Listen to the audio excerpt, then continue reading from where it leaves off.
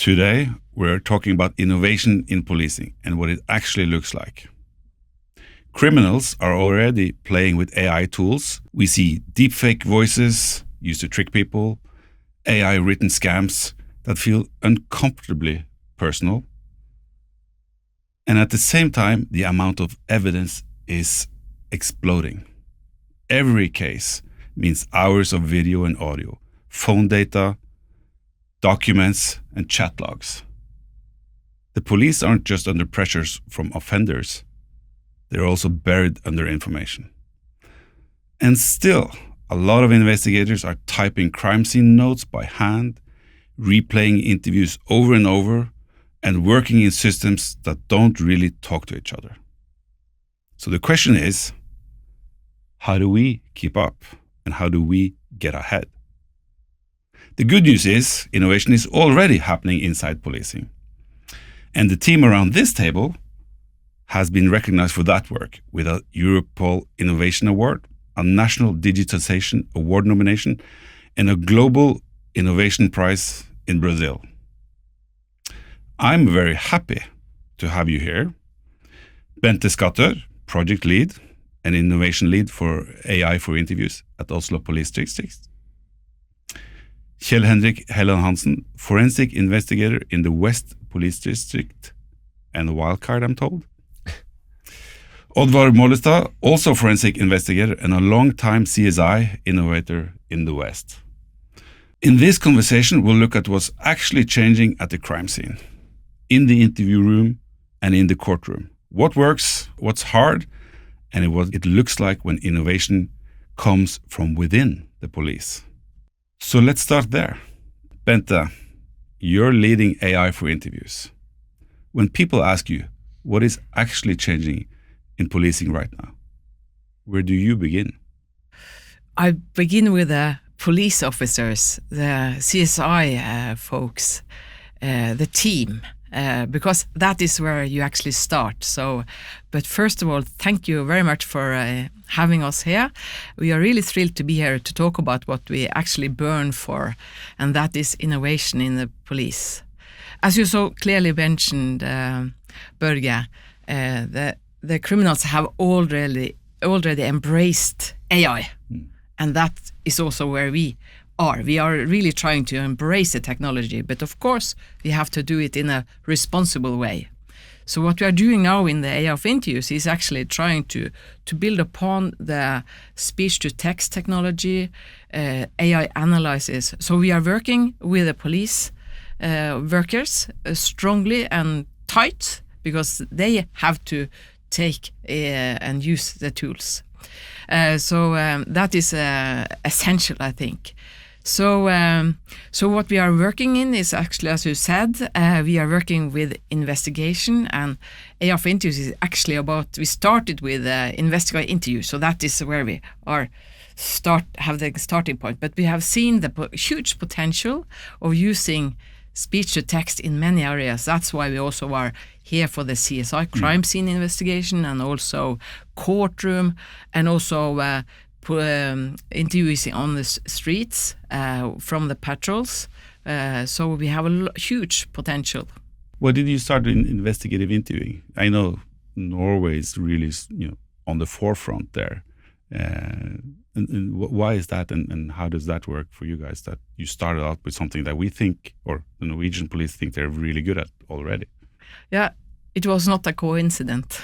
So, because I know I'm really proud also that Norway has a good methodology of the way we are doing in investigative interviews. So we have sort of stolen with pride from the piece in the UK, but we are also cultivated in our own methodology. But the point is that they are writing the investigative interviews manually. And we saw also the potential for using Norwegian language models, so they can focus on rather doing the summary or understanding what is in the interview instead of taking notes while they are doing the interview. And of course, they are taking money. So in Norway, I know Norway is a small country, but anyhow, we have approximately 150,000 each year interviews, whether they are inside or outside. 150,000 interviews with victim suspects or similar from the police. Yeah. So we have a huge and very exciting potential, and we have come that far that I hope people can see or hear that we are on the right way. So what's the impact that you're seeking in AI for interviews? Obviously, you talk about the 150,000 interviews all across Norway. What's the impact that you want to get out of those 150,000? It is, as you said in the start, Børge, we are having so much data within investigation, and we need to help the investigators to doing their job so they can focus on what is really matter within investigation. So we can remove the boring job. It's very important to have a good summary, of course, that they still have to do. And they also still have to control what is coming out of these language models when we do the transcription. But the potential of letting them focus more on the core case, that is investigation. So, and the data is not going to stop. It's going to flood more into, it's growing each day, and I have no belief in that it will be less. It will be much more. But you also work on closely with in Norway what we call PPS, or police, police officers in the field, working in the field at the crime scene. How does that innovation work that you're doing now, how does that impact the PPS situation? We are in a position now where we actually can ask them, and they have answered a questionnaire, but we're also doing interviews about what they feel. But it's, of course, today, but it's going very fast. From you take the interview in the street until it's transcribed. It takes approximately 1.5 to 2 minutes. So from the interview is performed to the transcription is ready, a couple of minutes.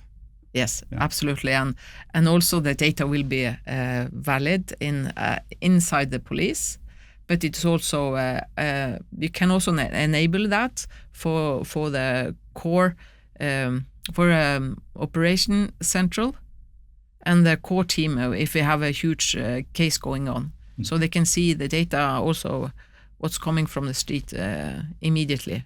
So we also built that inside. In our talks earlier, you often talk about innovation as a muscle that the organization has to train. What does that look like in practice?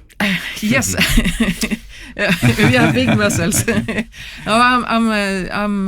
I always say that innovation is a muscle that you have to train in order to keep up the speed with the AI in a revolution which is ongoing. So you have to exercise on the turn of the technology. So that means we also have to train on different arenas. We have to do smaller proof of concept, very fast, fail fast, but also going in the right direction. And then you have to work strategic. So and when it comes to the smaller proof of concepts, doing the things to explore, then we have a really good example here is about the crime scene investigation team. I'm really proud to have Oddvar and Hendrik on our team. Before we move on to that, to the CSI team, we also said that police work and innovation have to go hand in hand. And what does that look like in a good day? When police officers say we are on the right way, this is good, it can be better, but when they say this is working, we are on the right, that's given me a thrill. And lately I've been so lucky to hear that, and I also have seen that. That makes us even stronger for striving for more innovation. So, yeah. But, if criminals innovate faster than the police, why should the public still trust the police to keep up? I think that is a huge question. First of all, if we don't move faster, I think we might lose trust. Because if we are coming more and more or lacking behind the criminals, that will immediately hit the trust for the police. That's kind of natural. So, and the police force is founded on trust. So if we don't have the trust, it will be much harder to keep on going. So Bente, one of the challenges we've spoken about earlier is that we feel that people challenge us that we need to know everything about everything before we can start using these systems. But your approach is much more sandboxing and point-to-point solutions. Yes, absolutely. And I've experienced that speech-to-text can work fine alone. You don't have the need to have the whole AI platform, the integration towards system. It's actually, you can think about it as a really fast keyboard. So that is one thing. And similar to computer vision, for instance, you can use computer vision to go through a lot of material, video material, for instance, to look for a guy with a red coat or something. So that is also really useful, I think. And also what we've seen also with CSI, where we have explored and it works, AI with agentic AI, because that's about handling unstructured data. This is unstructured data, so we don't need to consider all the structured data at all. So it's and I reckon we have more unstructured data today compared to structured data in the core systems. So task-focused use of AI and tools, so we don't need to wait for everybody to understand everything, but you can focus on tasks and innovations that are condensed. Yeah, I think that because these are actually helping the people very fast with quite boring work. You've said that innovation has to live where the work actually happens, and one of those places is the crime scene. So let's go there. We've talked big picture. Now let's go to where it hurts and matters, the crime scene. Time, documentation, pressure, all collide there. And you've been changing how that work is actually done. Hendrik, you face the reality at the scene. What slows down the CSI work today? Well, I would start to say that I've been a crime scene investigator for about 20 years. And there has been a huge development in how we document crime scenes, techniques, which type of crime scenes we attend. What I can say for sure is that the complexity has increased a lot. How so? The demands for more accurate documentation, the demands of transparency, and types of documentation has changed. When I started, we started out with just a photo camera. That was the thing, we documented it. And also, of course, pen and paper, writing down what kind of evidence you secured, descriptions of crime scenes, etc. Still, a lot of police officers use that technique. But they don't only have this camera anymore. They have still the photo camera, of course, but they have special lightings, they have video recordings, LiDAR scanners, they have plenty of new kind of equipment that, it takes a lot of time to use this and to learn how to use it, but it's so essential to actually do that. What I can say is that we use a lot more time on every crime scene now because of this increased complexity. So you get a lot more information now. A lot more information. And that is, in many ways, a very good thing because it makes the crime scene more transparent, right? You document, you can perhaps give more information in that can give you more direction of where the case is moving. But as a crime scene investigator, we are trained, since we always get new equipment and new methods within DNA, within whatever, we are trained to look forward, to see and to develop and to actually use these new methods, this new equipment. That's natural for us, I believe. But still, a lot of us use pen and paper. So what does working smarter actually look like for the CSI? You have to be more efficient at the crime scene, really. But it cannot be on the cost of lesser quality. So be more efficient, but even increase the quality. So how would we do this? Well, we are constantly at crime scene, so we know the problems and the challenges. So we know, okay, what can we try to do to make this more efficient? Because we cannot take every crime scene. We don't have the manpower to do that at all. But we know that we talk 8 to 12 times faster than we write. So why are we still typing? So that's when my good colleague and friend here, Oddvar, his sister within healthcare, had this head-mounted camera that she told him about. I think perhaps you could tell that story, Oddvar. Yeah, and thank you for the context, Kjeld, Hendrik, because that is very important. We've been in the crime scene field for more than 20 years now, and we've seen a humongous revolution for the DNA. We need so little amount of DNA today than for 10 or 15 years ago, and the documentation techniques are quite more much more complex today and much more advanced today than before. And the one thing that's not shifted is actually how we log at the crime scene. That's the constant. That's still the crime scene investigator standing with pen and paper. So when I was in contact with my sister and heard she was a project leader on something called Telesår project in Norway, where they connect wound specialists directly to home care nurses so they can do advanced wound treatment at the patient's home. And she showed me this smart headset they were using.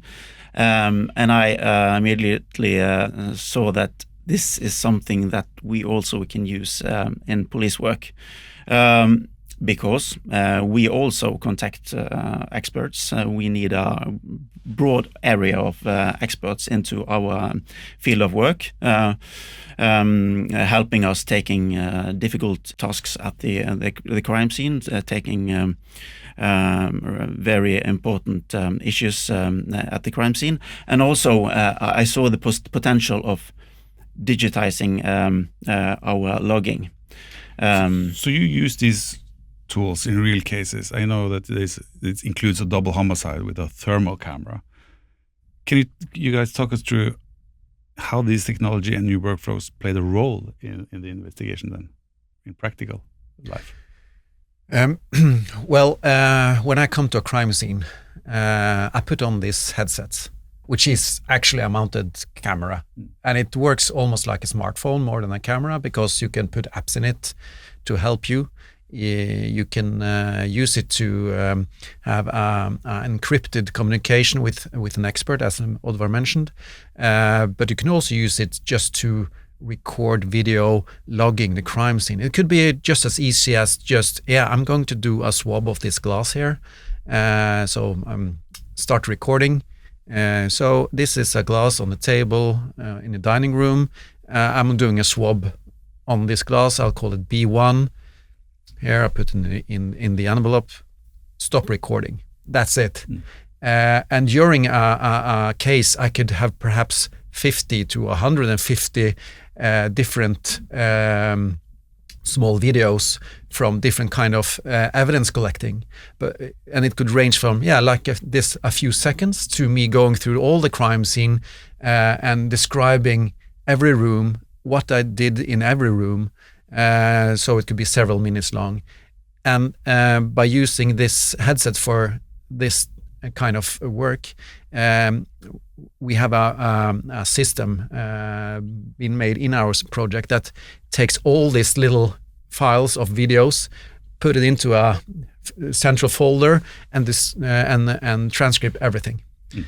So I don't have to do all the writing at the crime scene. So it's like a smart secretary that you can dictate to, and then it takes the notes. Exactly. Yeah, and it is voice controlled, so you don't you have your hands free, which is very important for us CSIs, because if we touch something, we have to change gloves all the time, and we have to be clean on our hands. Yeah, and since you mentioned the thermal camera, that's one of the features. You can put apps in it, so you can read documents on the little screen you have on your headsets. You can read documents. You can see even instructional videos regarding perhaps difficult procedures to help you decide which procedure you will go further with.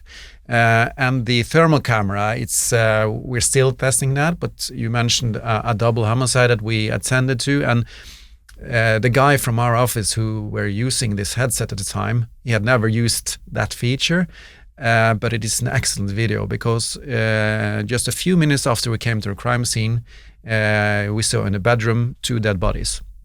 So what has happened? That's of course a key question for us, and will be important also to decide which manner do we proceed this room or crime scene or body.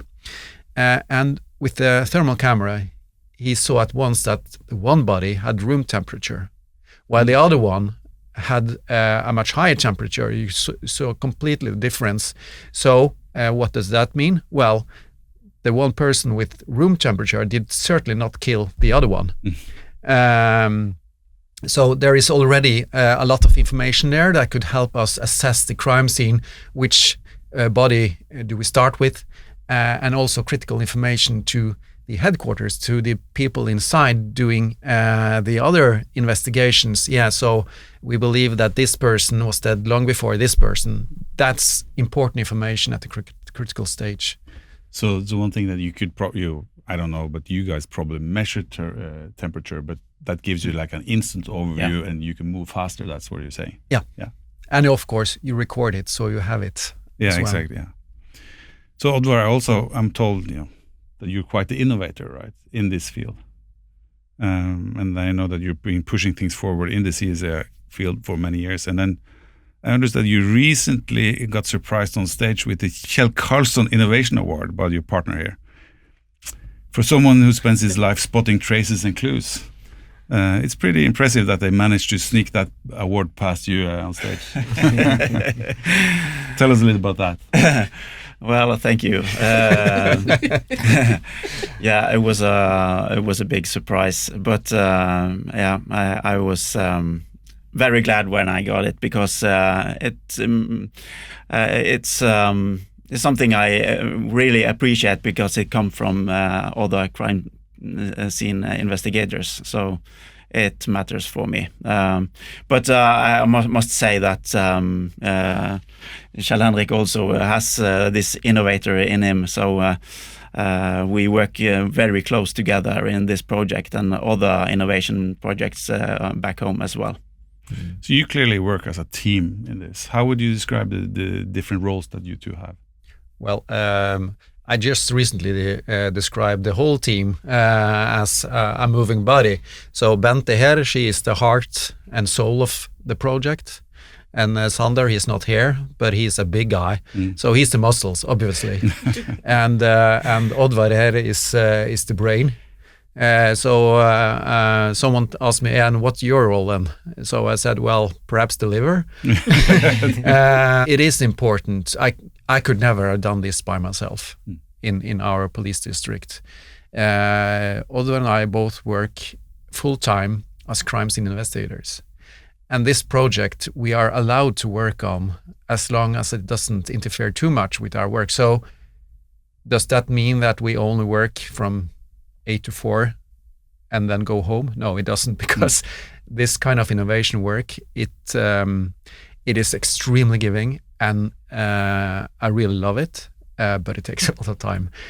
So we had many hours overtime, and we are very, I think at least, it's very important that we are working with this, because we talk, we change ideas, and when we present the project, it's we have made some gimmick about it. So we try to do this when we introduce the project to others. We try to do this in a pedagogic, interesting, but also a bit fun way, because we believe that it's important to push the right buttons to help people understand the impact this has, because it has a huge impact. Bente mentioned it. We cannot sit and just wait for someone to invent something that will help us move along. We are the guys on the floor. We do know what we need to be more efficient. And if we are more efficient, we can go to more crime scenes. And when we can go to more crime scenes, perhaps the police patrols that have to take some of these crimes in now because we don't have the capacity, we don't have the manpower for it, they can go out and be on the streets and do what they do best. Yeah. Your point is that if you guys build efficiency at the crime scene, that should free up capacity for street patrols and others so they don't have to do it themselves. Exactly. And we did a little research among our peers in forensic works in Norway. So we asked them, how much time do you think you use in a regular week to sit behind the computer, typing down, writing your reports? How much time? And the mean was 55%, I mean, Oddvar? Yeah, that's correct. And 55%, that's a lot of time. And we truly believe that we could reduce this from 55% to 30% with this kind of innovation project. And what does that mean, Oddvar? That means we can free up 44 new full employees in the crime scene investigation area. That's 25% approximately of all Norwegian CSIs. And that's just with the small innovation steps that you're touching upon now. Yeah. That's impressive. But I know that you've even taken these works outside of Norway. I've heard that I think Oddvar, you ended up in the mountains in Switzerland. Yes, and that is something that is very engaging in this project, is that we've been traveling around on conferences showing our project, and we've met new contacts, new colleagues all over Europe and also outside of Europe. And they invite us to present on new places. So I ended up in Switzerland, up in the mountains, because we became aware that in Switzerland they have CSIs that also are capable climbers, because there happens incidents up in the mountains and they have to attend crime scenes in the mountains. And of course, as I said, we really have to have our hands free at the crime scene. That's something that's very valuable for us at our crime scenes. But when you are climbing, holding a rope, also doing crime scene work, yeah, you could really be good with a headset that makes you document without your hands. So they attended a climbing area, so they used the headset up there. Beautiful day in Switzerland, and it was very interesting exercise. So we are going to have more contacts with them. Okay. So what's the learnings that you bring home from this extreme environment for us? I would say that this is the equipment would be extremely usable in such circumstances. And we had a couple of issues with this was a very beautiful day with bright sun, so the sunbeams hit the display, so we had to do just some adjustments with this display. So that was something we experienced, but I think it would be a really good use case for the Swiss group up in the mountains. But I believe that it's a universal thing, really, because we have been talking with police all over Europe. We've been talking to police in Australia, in South America, and nobody has anything similar. And everybody we have presented to, now this is our colleagues of ours, forensic investigators, and they are all saying, wow, this is great.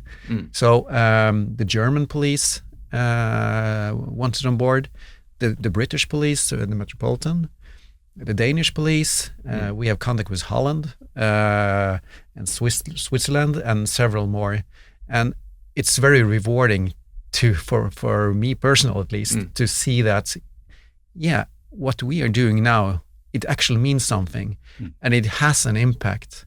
We truly believe. So it's it's really great doing this. Is there any part of the CSI where you think innovation should not touch? At least not yet. What kind of question is that? Well, maybe not.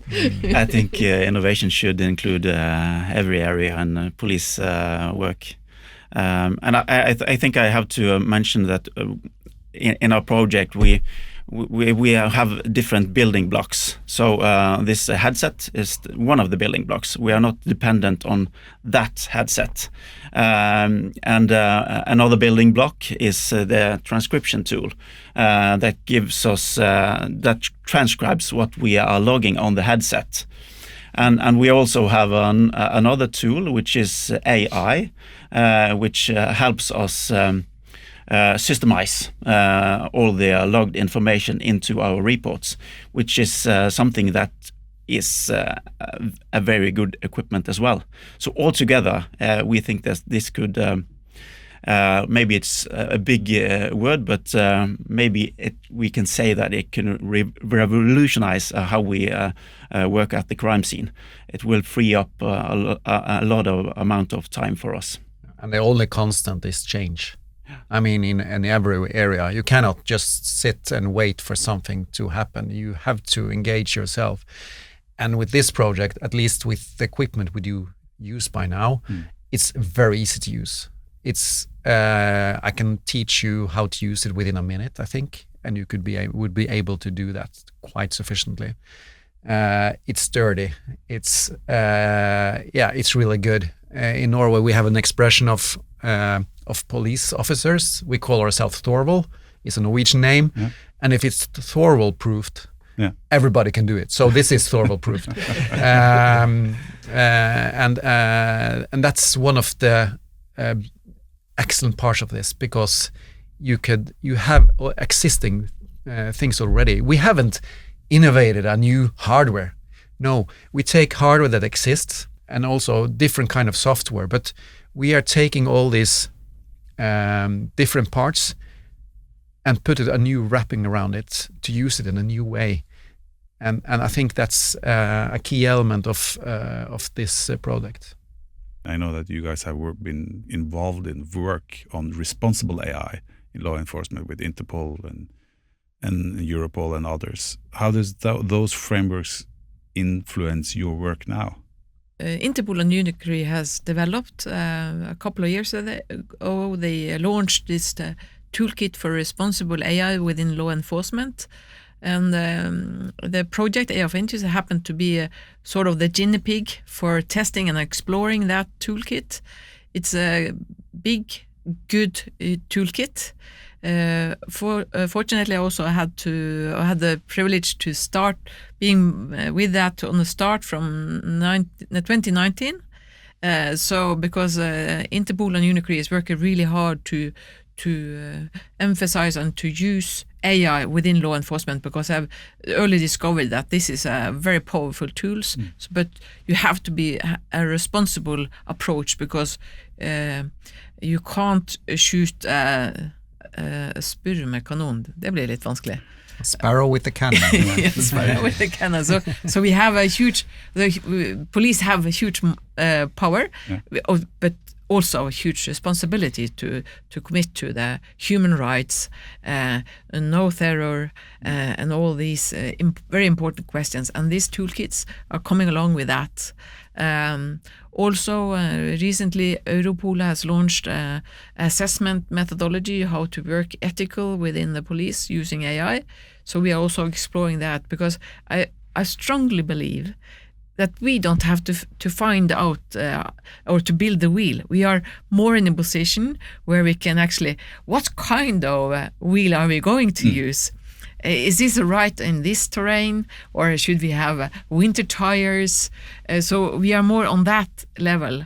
And that's also how we have built the technology. We have been using these toolkits for speech to text, and we are now moving into the more AI, where we can do AI analytics of the huge amount of data.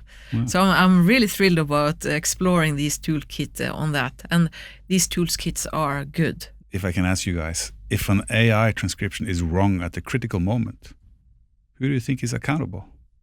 That's a person who has taken the interviews, or it's Kjeld or Oddvar, because we have always trying to be crystal clear that this is a draft. The speech to text is a draft, but the person who have done the interview or should control it, they are responsible. So that's part of the training when you start to add more users in our project. That's essential. Yeah, but as crimes investigators, we always already for all of the years we've been working as CSIs, we always review each other's reports. That's important because even if I write everything myself, I can misspell something. I can write it in a way that changes the meaning. So I need someone else to go in and check it, and so we are used to that. And but if you use the transcription, if I have documented the whole crime scene using, for instance, the headset to log with video, I always have the video to check, is this correct or not? And not only the audio file, but the video file, so you get the context. So it's quite simple for me to go back and check, so what did I really mean here? Is this correct? I have to check it. And it's easy to find back to exactly the place in the video too. You don't have to search for it. You just type in where you want to go and pop, you are there. So it's but at the end of the day, it's always the person who writes the report to that the person that puts it into the system is accountable. And on every transcription systematization report we have, it ends with, this is a AI made report, you have to check this. Just as a reminder, because we do. I as a officer is responsible for my own reports. Thank you. So the technology can move quite fast. Quality is improving and new use cases are emerging. But organizations and systems don't always move at the same speed. Bente, this brings us back to your world. Yes, certainly, and that is also within the police. And I think, we are working in a big organization which is very bureaucratic. And can I ask, what's harder, having the idea or getting the permission to test it in a big organization like the police? I'm fortunate that I have managers around me, or leaders, that make us go for the small proof of concept. So we are in a position of doing that. But the big challenge is to lift it up, because we have a lot of good technology now, but to lift it up on the scaling it up within the police. So until now, it's West Police District, Oslo Police District, and also soon Agder Police District that can use what we have built. But to lift it up, that's a hard question.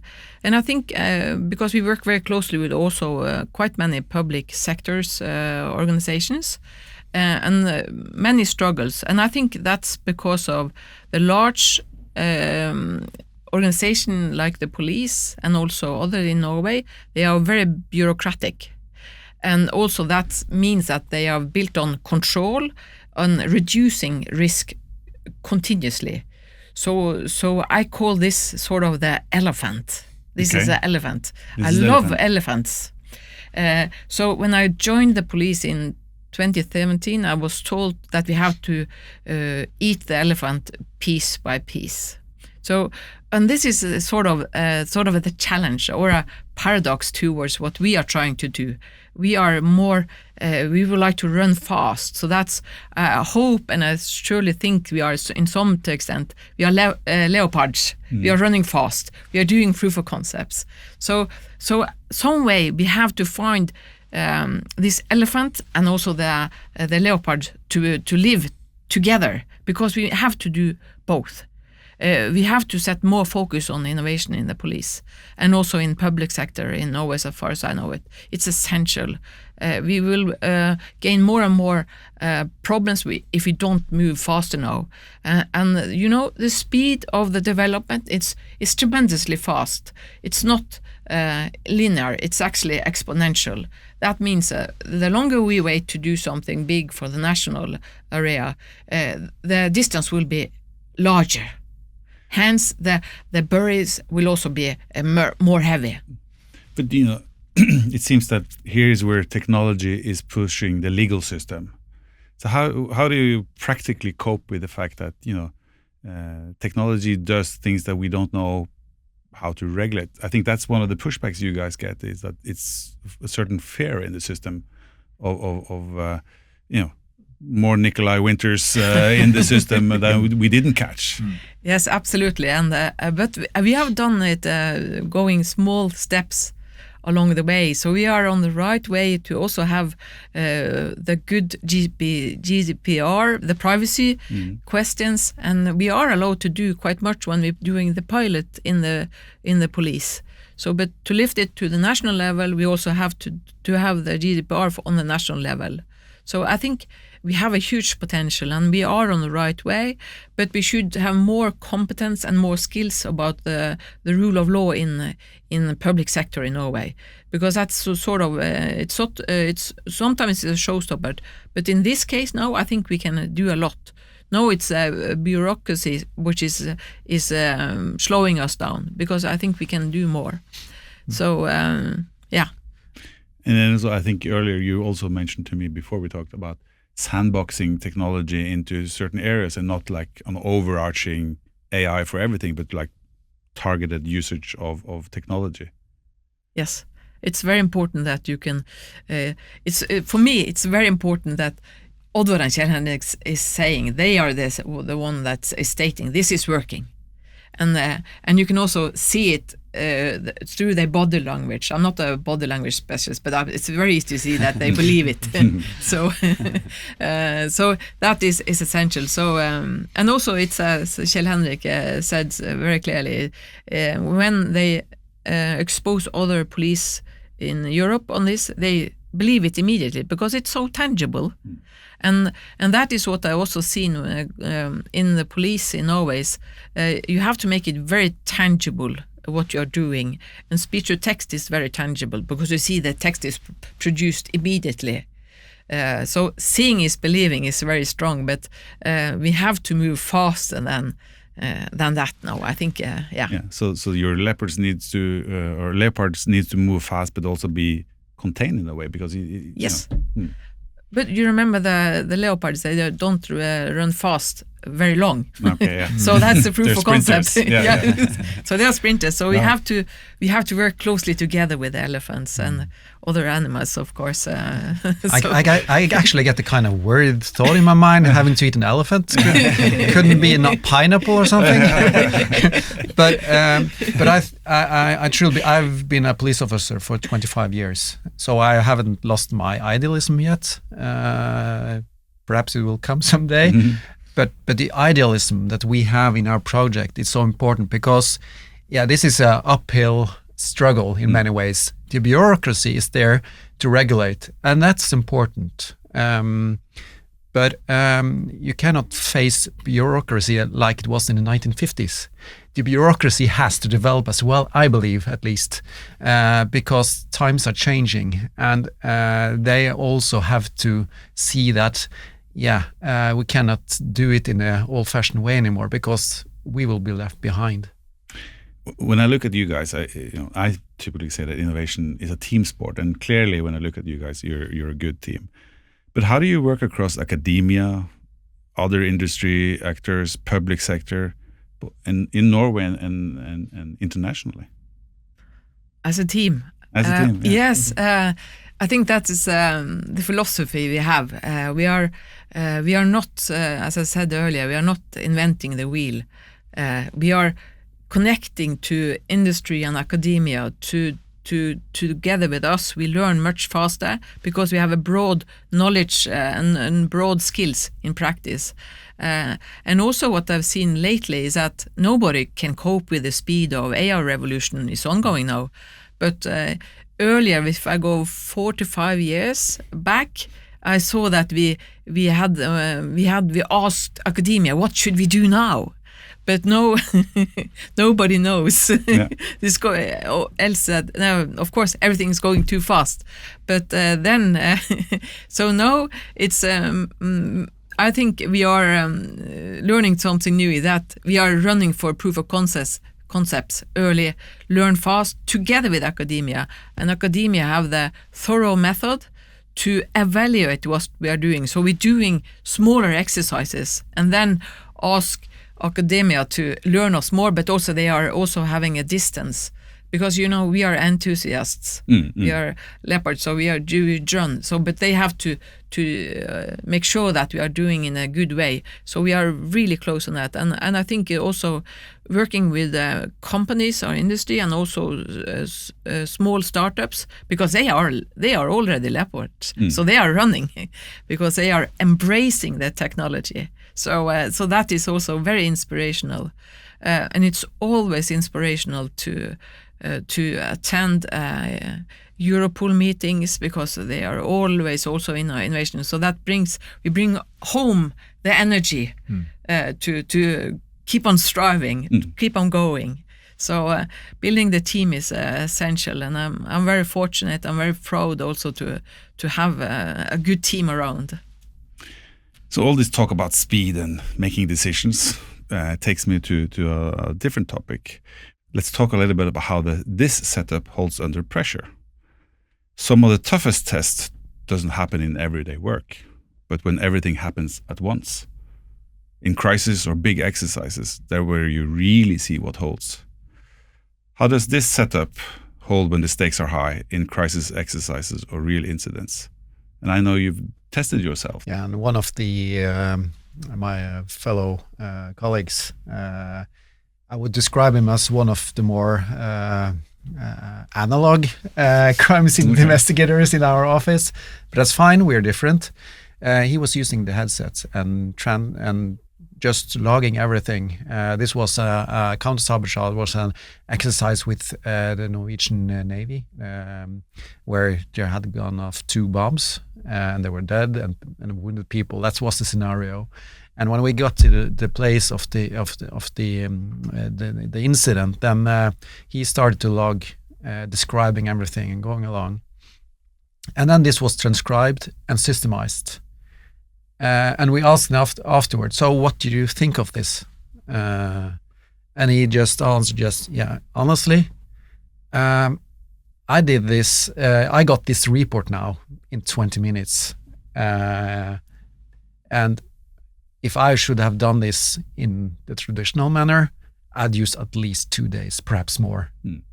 So that was a very satisfying answer for us, at least, because we are tech nerds, I admit it.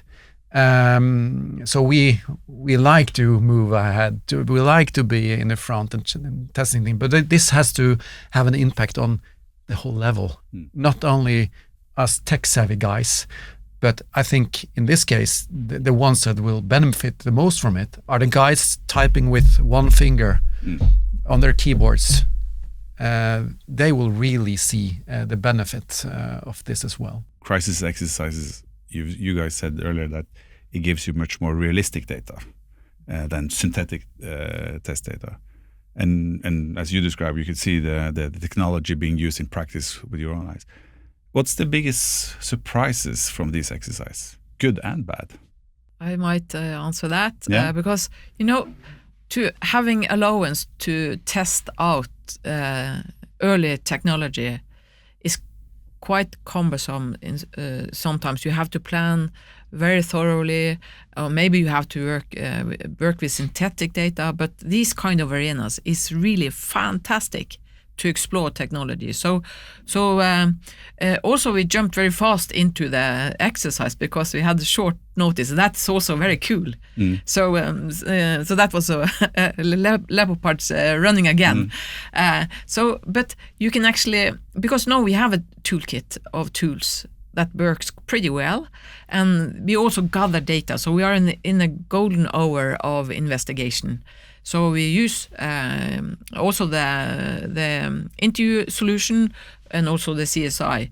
But the most important was actually it not that it worked, but it was a good stage of exploring technology, much better than I hoped for. So now next year we are actually planning to do more, so we can expose and test our self-solution to the end users, and then we can build on something that is already working, but also have add-ons to explore, because it's no danger to having mistakes in such exercises. That's what we are aiming for, to learn to build. So I'm really thrilled about that. And one of the key questions that we have also been participating in 4 exercises now. So we have data collected from these exercises. So when we have more power or GPUs or machine power in the police, it's going to be really, really fun to run also AI analytics of this data. So yes, I'm really thrilled.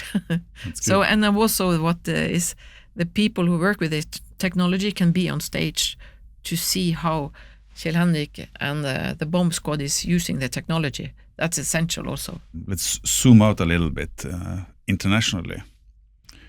As these challenges aren't unique to Norway, you're watching and working with others around the world who are wrestling with the same problems.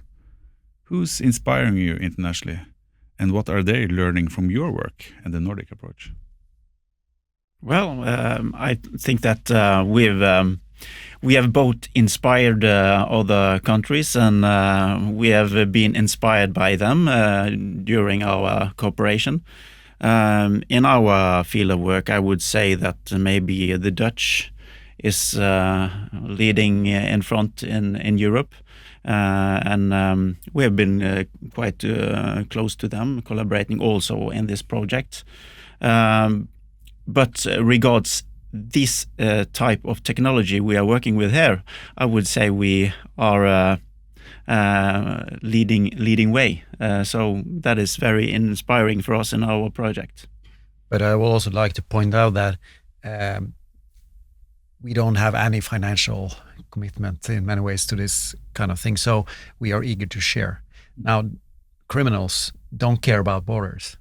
They don't care if you're in Norway or Denmark, or if you sit in one part of the world doing crimes in another part of the world. And I think it's so important to share this kind of knowledge with our colleagues in law enforcement in other countries as well, because I really believe that if we share this kind of knowledge, we will get something back. And I think it's counterproductive to sit in every country doing the same kind of innovation with just a small variance. So that's why I believe like Europol, for instance, in here in Europe, is essential hub for but share. And our collaboration with different countries, it's great because we see the same needs in every country, perhaps with small differences, but still. And recently, when we were in Brazil, same thing. I think this is universal, and we need to, since we are, I think, I agree with you, Oddvar, we are in this particular area, we are quite in the front. And I think it's our obligation to share this with our colleagues, because what we do care about is helping people. That's why we became police officers in the first case anyway. So this is our main task, to help people. And if we can do that by sharing to help other colleagues doing the same thing, I cannot say that it's important enough. Very good. So, I would like to add also, because this to getting inspired by people which is much better than you, that's come on with it. Give us all, because that's essential. And why shouldn't we also be inspired by the criminals? Because they embrace the technology and they are really innovative. So of course we shouldn't commit crime, but we should turn it around to combat crime. But getting the inspiration of being having the possibility to embrace, because So I strongly believe if we embrace the technology, we can see the possibilities. We can break up and see the possibilities. And believe me, we will anyhow handle within the rule of law. So, but this is instead of taking what is possible within the law, it's a complete different thing. So, yeah. Do you think the criminals are eating elephants and running like leopards? No, they are running. They're running. And then they suddenly also get innovative in a strategic matter. Then it's becoming organized crime. So they are really innovative also to get hold of money, and also of course doing really bad things, hurting people. So, but they are really innovative in that they actually, when they have a possibility, they're actually going for the low-hanging fruits, and then they organize it very fast. So they're doing business. And also, as many probably already know, in Norway, the crime committing or fraud using AI and technology is a bigger business compared to selling drugs in Norway now at the time being.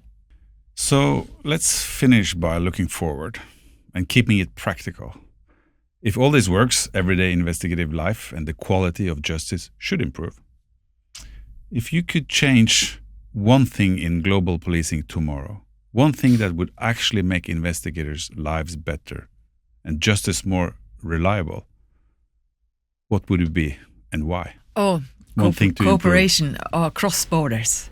Cross-border cooperation. Yes, together with academia, police, public sector, and also industry across borders, because the crime is borderless, and we have to meet on the same, what you call football stage as them. More cooperation. More cooperation. Still, Hendrik? I agree quite much on that one. I mentioned the importance of sharing and exchanging ideas and see the possibilities to get that wider view, to see what you can do, and also that you have leaders that see the importance of this, that see, give you the space to try your wings, to try to be a bit more innovative, not just doing your day-to-day thing, but actually looking forward and have that vision. I think it's important. It's out of the proverbial box thinking. Yeah. How about you, Oddvar? One thing you would want to improve? I would say all these are good, spot on things. But I would also say AI has come really fast now, and we have to embrace that development, and we have to let the fear aside and use the technology and learn the technology, because as Bente was saying, it is a really development now, so we cannot sit and wait. We have to use it now. So learning more faster. Yes. So we've covered a lot: tech, practice, culture, law. But what I hear, it's ultimately about people and how they work. Innovation in policing isn't a future dream, it's already here. And tonight you've given us a glimpse of how it looks from the inside. Thank you for joining me. Thank you.